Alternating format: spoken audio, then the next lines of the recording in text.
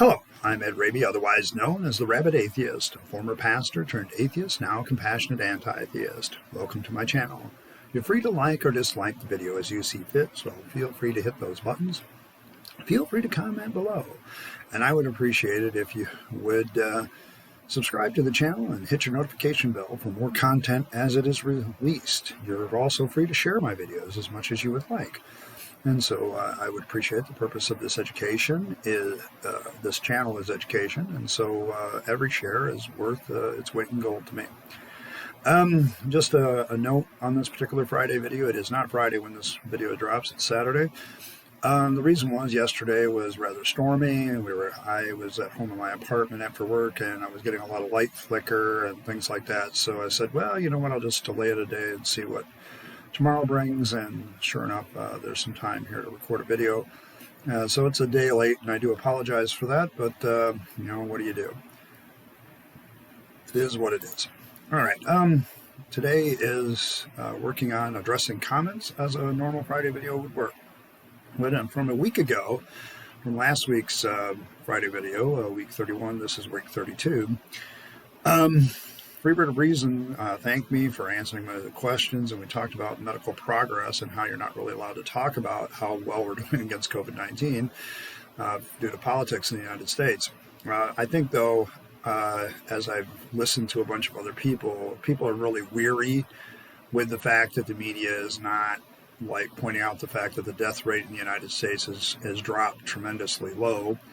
And so that's kind of where we're at here. And so is there going to be another surge? Is there going to be, you know, and a lot of people are really doubting, including in the medical community, that that's going to happen. And even if there was, as I pointed out to many people, the number of cases doesn't really matter. What makes a disease deadly is the percentage of people that get it that it kills. If you have a town of 1,000 people and all 1,000 of them get a disease but nobody dies, it's a 0% fatality rate. It's not a deadly disease. If, however, only 100 people in that town get the disease and 20 of them die, that's a 20% kill rate, and that's a deadly disease, even though 900 people didn't even contract the disease. That's a deadly disease. In the case of COVID, I think a lot of people would catch it if it was just let loose, and not very many would die at this point. And I think our medical community is kind of on top of it. And, you know, medicine has taken a lot of leaps forward thanks to putting off the shackles of religion in lots of respects, and looking at the facts and, you know, germ theory and things like that, and getting away from the whole demonology and that sort of thing. And I am just not afraid to point out that we're kind of winning. And if that gains me some ire from some people, I guess that's kind of the way it is. But I'm not going to be so blinded by politics to acknowledge when science makes some incredible progress or has some incredible successes. And I think the scientific community and the medical community dealing with COVID-19 has done some bang-up work. And we know so much more than we did before. Even without a vaccine in ready availability, the death rate has dropped tremendously. So when somebody does get sick, they are really learning how to handle it. You're still going to have some deaths, especially among the elderly, and people that are vulnerable. But you know, it's gotten much, much better, and that's something that needs to be said. And we need to thank the scientists and the medical community that has made that possible. I'm not going to give thanks to God or any of that stuff. You know, you're just making, you know, I might as well be thanking, you know, some sort of God or goddess of healing for it, I guess. He did, for a reason in this, it's a pretty lengthy comment, but he makes note of residual body parts. And a lot of people go, well, you know, it's not that those body parts don't have a function.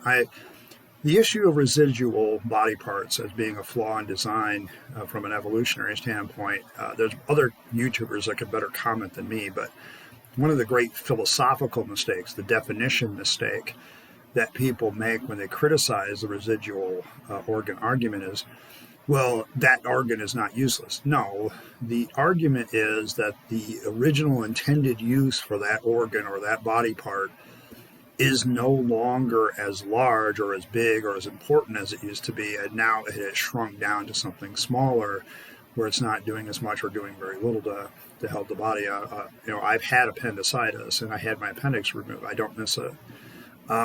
There's other body parts. My tonsils have been removed. I don't miss them.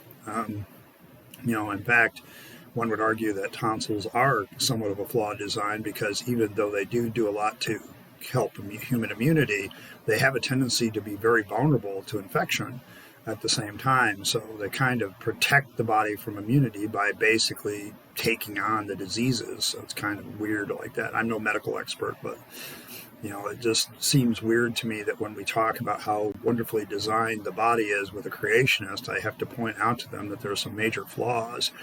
I mean, for instance, the reason why women, for instance, have so much hip and stuff,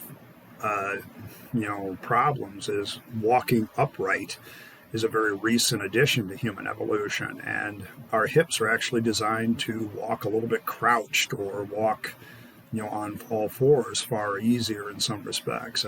It's not as easy, but we've learned that if we walk upright, there's certain advantages to that. It's just our bodies have simply not caught up to that yet. And so it's not an argument,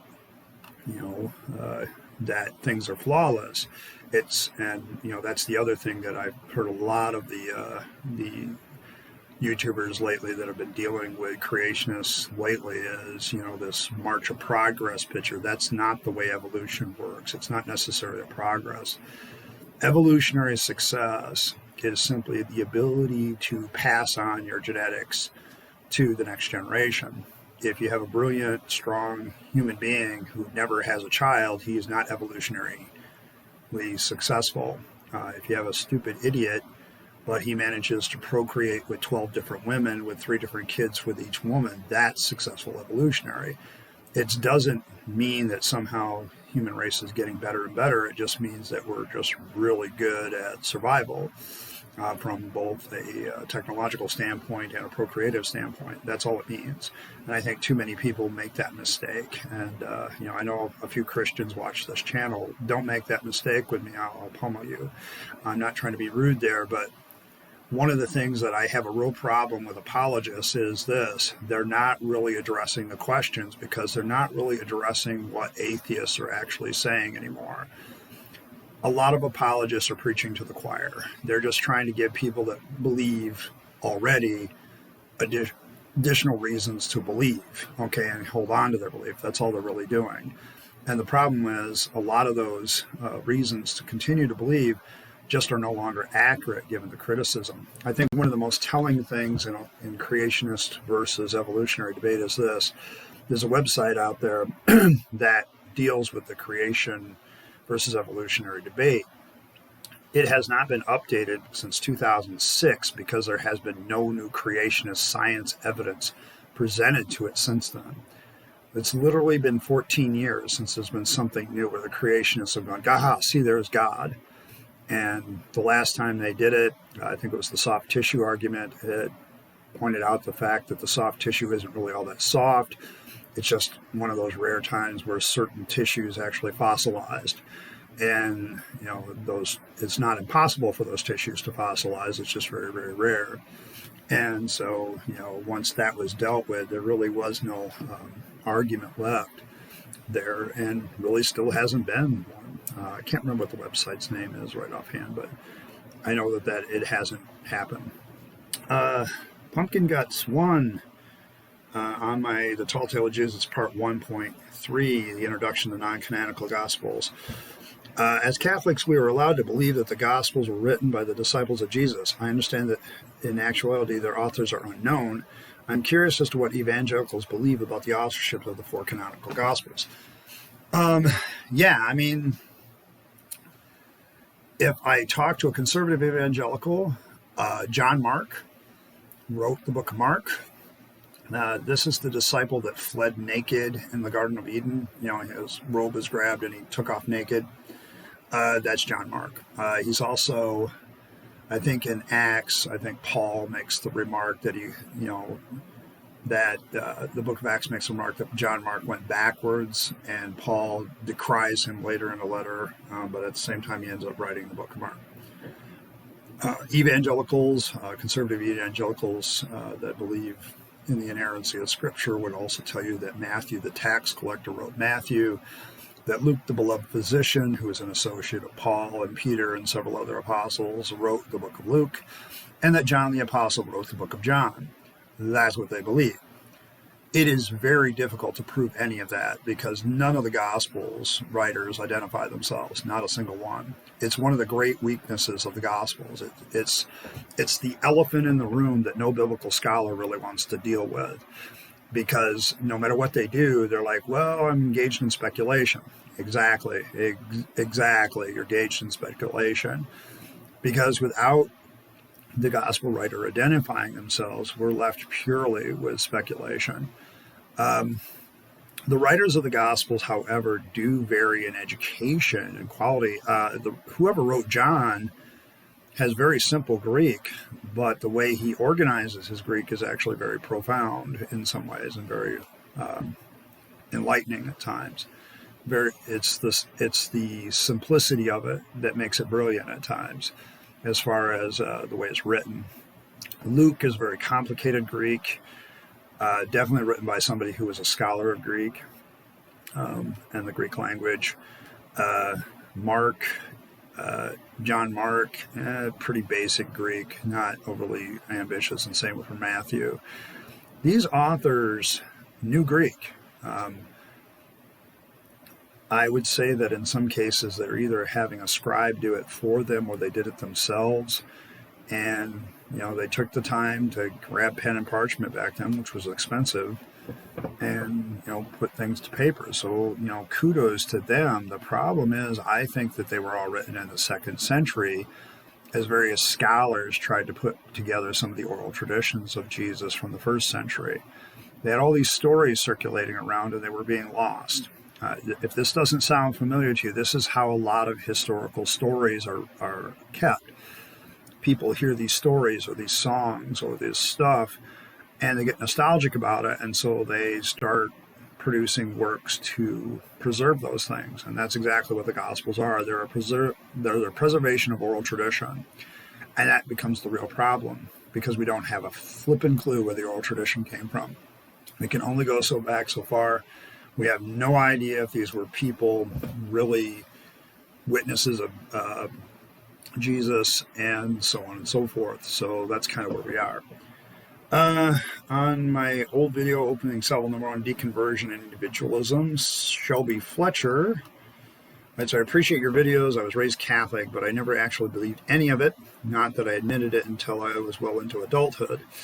I have no idea why I was born so skeptical. I find the people who did believe and come out of it completely fascinating and inspiring. Well, thank you. I would say regarding privilege that, of course, you are right, that you can't help what you were born. You mentioned you could see some ways being white has given you that others may not have for reasons of skin color. It really stood out to me, though, that the lines that you want to be judged by the actions and by your character. All of us want to be judged by those things. Oh, that's very true.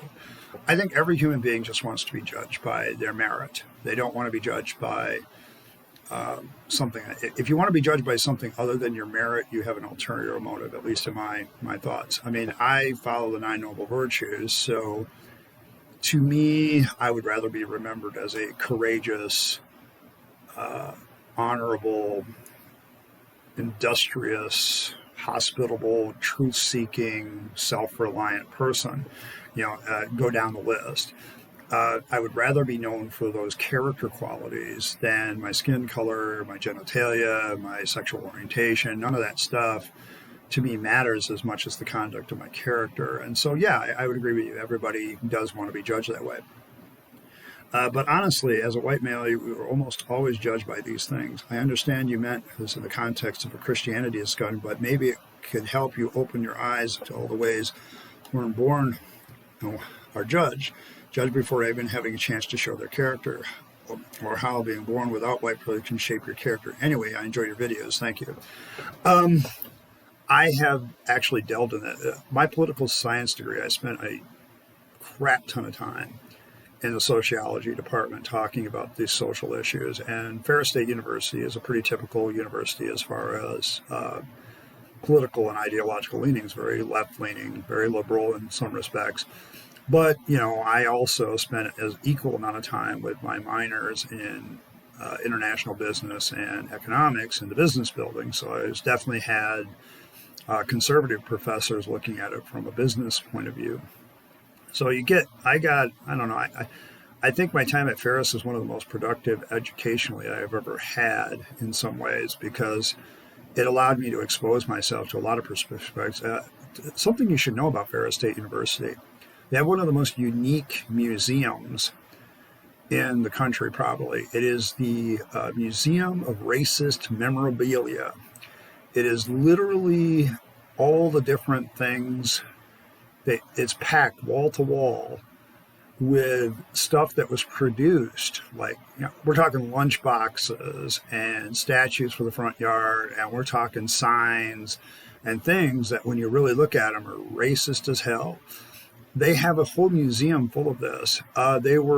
Ferris himself was the first president of any major university, any founder of any major university, to allow minority students to attend and be treated no differently than the white students. It was an amazing, and given that Ferris Institute was founded way back in the 1800s, late 1800s, I think they celebrated their 125th anniversary a few years ago. It was one of the most progressive schools way back then. So I have been exposed to all that. My problem with the issue of white privilege is this: pointing out that I am privileged does not help somebody who is not. Okay. I have been looking at white privilege recently as a political scientist and asking one simple question: how useful is this concept to creating political change and creating societal change? I'm not really sure that it's all that useful for minorities to point their finger at white people and say you're privileged, because the immediate thing that happens psychologically is most white people get defensive. What do you mean I'm privileged? They don't really see it that way. They see themselves as normal, okay? And the real issue to me is to, help my Black, Hispanic, Native American brothers and sisters of the human race up to where I'm at. I don't think pulling me down helps you. I think what I really would like to see is one day, I have one of my daughter-in-law is half Black. She's a quarter African-American, a quarter Polynesian, I believe. And so I have two grandchildren that are a quarter minority. I want them to be treated like anybody else. Okay, when they walk into a room, I don't want them to be judged based on the fact. I mean, my one granddaughter, she is beautiful. Okay, she's absolutely beautiful. And it's because of her ethnicity that makes her beautiful. I can't really see the ethnicity in my little grandson yet, but it's there. You can see it in some respects. But, when I look at that, I don't want them treated any differently. I also don't want them to treat white people differently because they're white. I want people to, and I don't know, I think there is some truth to the argument, and I'm still examining this, so don't everybody jump, but I would like to actually hear some logical, non-name calling arguments about it, I guess, about how we can get to a point where we can look at each other and not see skin color and not engage in tribalism. How can we get to that point if we're always pointing it out all the time? I think Morgan Freeman made the classic statement, when asked, well, how do you deal with racism? Well, don't talk about it. No, don't talk about race as if it's something that exists. It's an artificial construct, which is what my sociology professor would tell you. So because it's artificial and because it's not really there, why do we continue to treat something as real? And I think Morgan Freeman said something to the effect, stop talking about it. Stop calling me a black man and just call me a man. Stop calling black women women, just call them women. I don't know. The identity politics is kind of owned by one side, I think, these days. And I think there is arguments on both sides that are legit. It's just really hard finding the truth because everything's so politicized right now. But thank you for once again, I'm not, I think the problem with a lot of issues as an atheist right now is I'm still muddling through them. This is what I've changed my view upon. I used to be a fairly conservative Christian, and so I would have said, yeah, bullshit, white privilege doesn't exist. I believe very much it exists. I'm just not sure it's a very useful political tool to point out that somebody's white privilege. I'm not, if you really want political and social change, I'm not really sure name calling is a way, and white privilege almost has that aspect of name calling, which puts it in the logical fallacy category to me. I think you might say that certain minorities are underprivileged, and we need to stop underprivileging them or judging them because of the color of their skin. That's what needs to happen. But I'm not sure how pointing out white privilege actually helps that get done. I'm still trying to figure that out. So it's not something that I put my jury out on yet. But one thing I want to make very clear, you'll never hear me apologize for being white. I can't help that. You'll never hear me apologize for being male. I don't think there's anything wrong with being male. And so, it inherently wrong with it. It's what people do with those things that matters. I've never felt that I should have special privileges simply because I'm much more pale than everybody else, or because I had a dick instead of a vagina. I don't really feel that I should get any special privileges for either one of those things. And if I felt somebody was giving me special privileges by either one of those, I'd tell them to go fuck off, and I'm not going to do business with them anymore. And that's kind of the way I'd work. I don't get into that. Free Bird of Reason, Tall Tale of Jesus 4.0, and Peter's mother-in-law healed.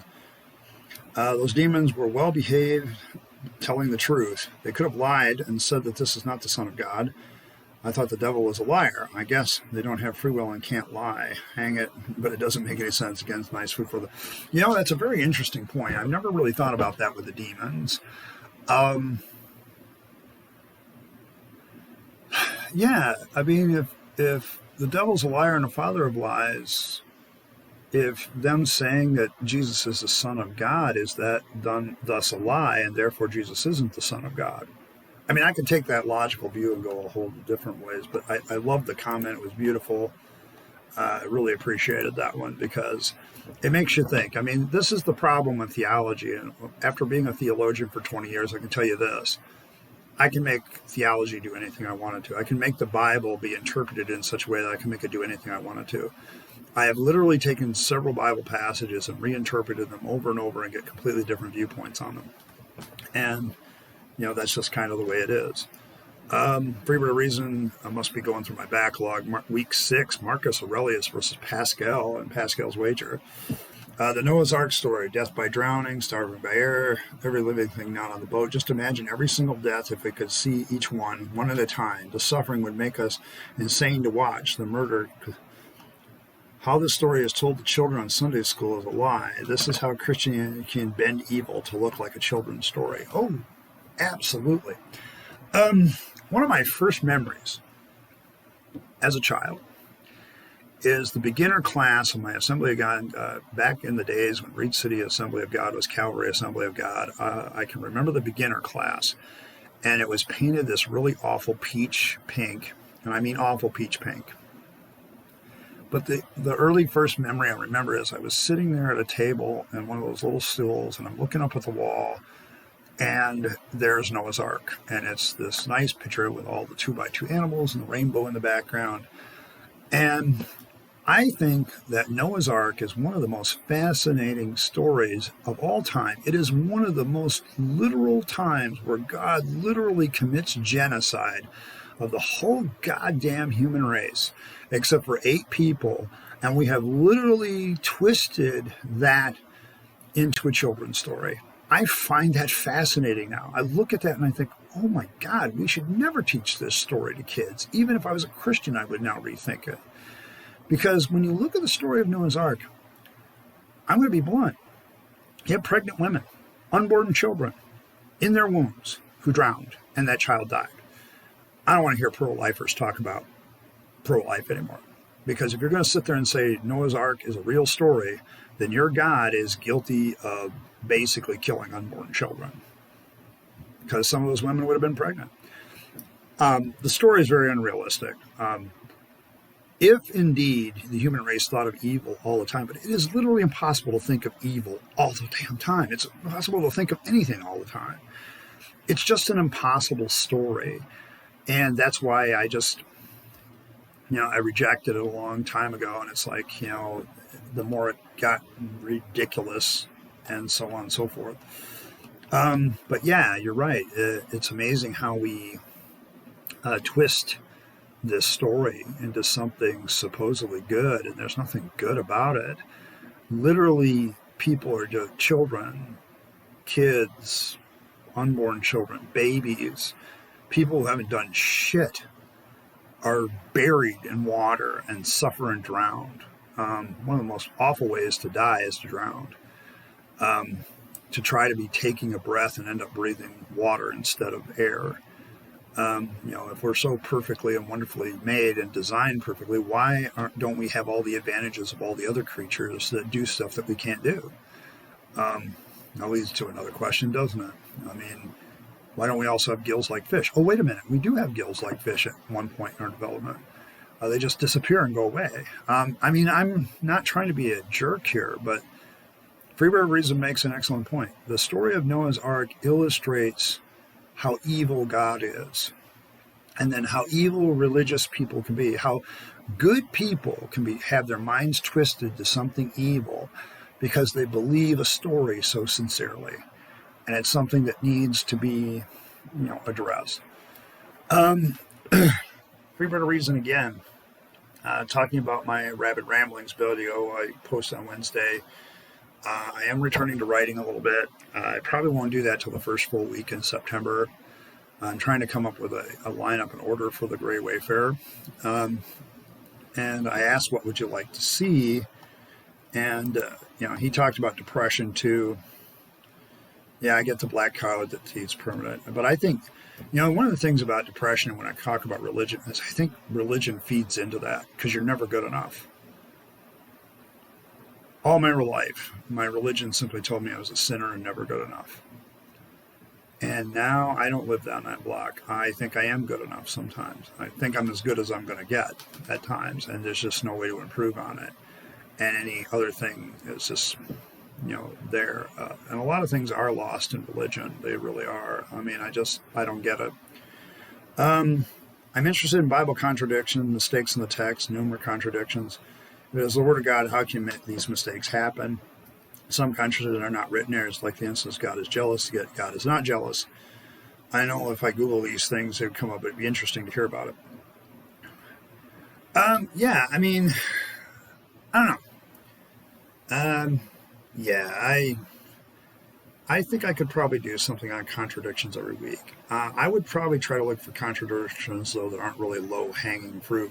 I've noticed that Christians tend to look for the contradictions to defend that are low-hanging fruit, that are a little bit easier. But some Bible contradictions are not that easy to dismiss. I know I tried to dismiss several of them. That's why I'm sitting here an atheist. So, yeah, I think maybe a mini-series on contradictions that I find significant might be in order. It may take a couple of weeks before I start doing that, but keep you posted, and I'm glad to respond to that. On a subscriber thought, do you know about the YouTube watermark? It's a nice little touch. Have a subscribe button in the screen to use tutorials on YouTube. Yeah, I'll be honest. My technical expertise with this is still very basic, and I really could do a lot better. I am just trying to get my brain wrapped around the things that I need to do. Like I said, the depression sometimes causes me to just say, fuck it, and I'm just going to do what I want to do for a while just to feel better. And that's a very dangerous place for me to be sometimes. And so I'm trying to crawl my way out of that. And part of that is getting back to writing and keeping my journal up to date, my online journal up to date, and doing this channel. That's really helped a lot too. So just keeping going and doing what I'm going to do. And, just being the rabid atheist I am. And hopefully someday I can persuade all of you to be rabid atheists like myself. In the meantime, this is Ed Rabyd, the Rabid Atheist, signing off and wishing you a good day.